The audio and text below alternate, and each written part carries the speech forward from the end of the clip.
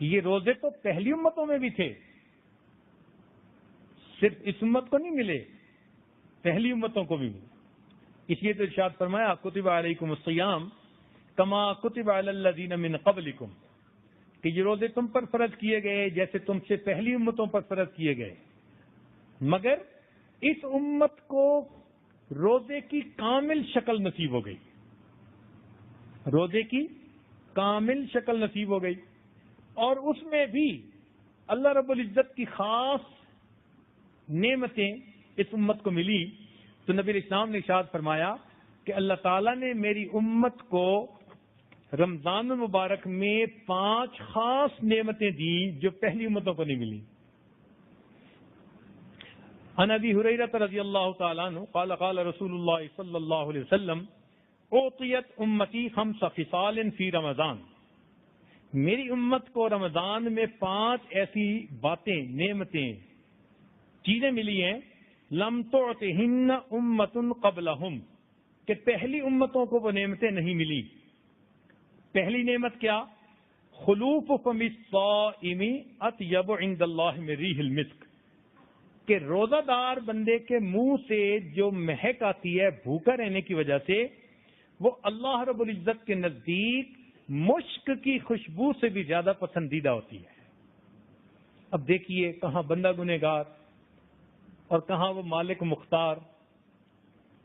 اب اس بندے نے کچھ دیر کے لیے بھوکا پیاسا رہنا، روزہ رکھنا ہے، اس عمل پر رب کریم اتنا خوش ہوتے ہیں کہ فرماتے ہیں کہ اس کے منہ سے جو بھوکا رہنے کی وجہ سے مہک ہوگی وہ ہمارے نزدیک مشک کی خوشبو سے بھی زیادہ بہتر ہوگی۔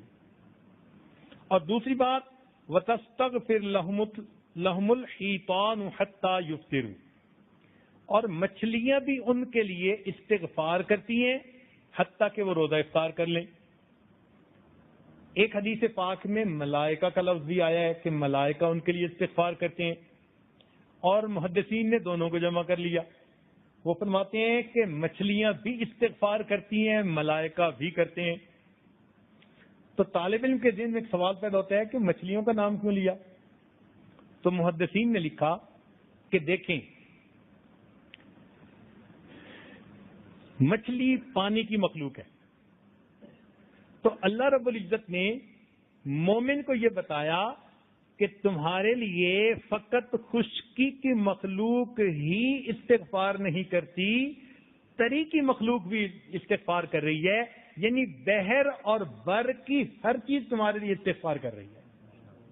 اور یہی نہیں کہ فرش کے لوگ، دنیا کے لوگ تمہارے لیے کر رہے ہیں، دنیا کی مخلوق نہیں، بلکہ عرش کے اوپر آسمانوں پہ رہنے والے فرشتے بھی تمہارے لیے استغفار کر رہے ہیں۔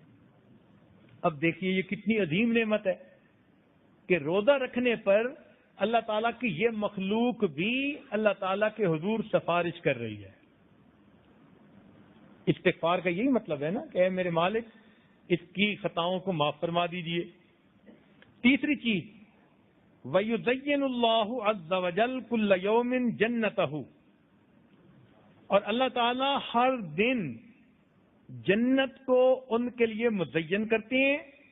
ثم یقول، پھر یوں فرماتے ہیں یوشک عبادی الصالحون، ان قریب ہے کہ میرے نیک بندے اپنے اوپر سے دنیا کی مشقتوں کو پھینک دیں، وَيَسِيرُ إِلَيْكَ، اور تجھ میں آ جائیں۔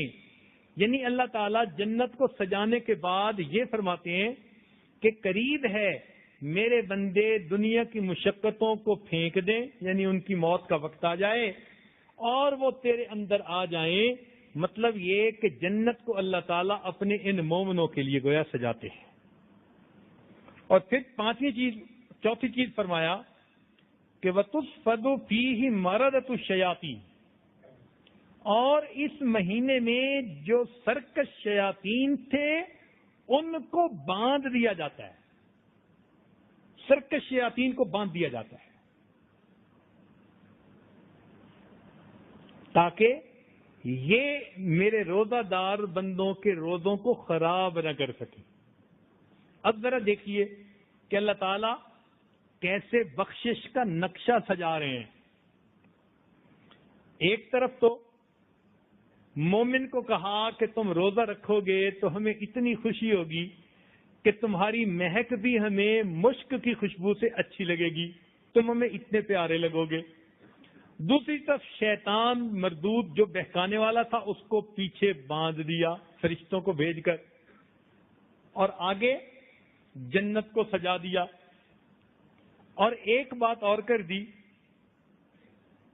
کہ وَيُغْفَرُ لَهُمْ فِي آخِرِ اللَّيْلِ، اور ان کو آخری رات میں اللہ تعالی مغفرت فرما دیتے ہیں۔ قیل یا رسول اللہ، پوچھا صحابہ نے اے اللہ کے نبی، اہی لیلۃ القدر، کیا یہ لیلۃ القدر ہے کہ جس میں مغفرت کر دی جاتی ہے؟ قال لا، فرمایا نہیں، وَلَٰكِنَّ الْعَامِلَ إِنَّمَا يُوَفَّىٰ أَجْرُهُ إِذَا قَضَىٰ عَمَلَهُ۔ دستور یہ ہے کہ مزدور جب مزدوری کو مکمل کر لیتا ہے تو مزدور کو اس پر اجرت دے دی جاتی ہے۔ تو گویا روزے کی اجرت کیا ملے گی کہ بندے کی مغفرت کر دی جائے گی۔ اب دیکھیے کہ اللہ تعالیٰ نے شیطان کو ایک طرف بدوا دیا، جنت کو دھونی دے کے تیار کروا دیا، اور بندے کو کہا کہ میرے بندے تمہاری دعائیں ہم قبول کریں گے۔ لہذا اب جنت میں جانا یا جنت کا لینا بندے کے لیے کتنا آسان بن گیا۔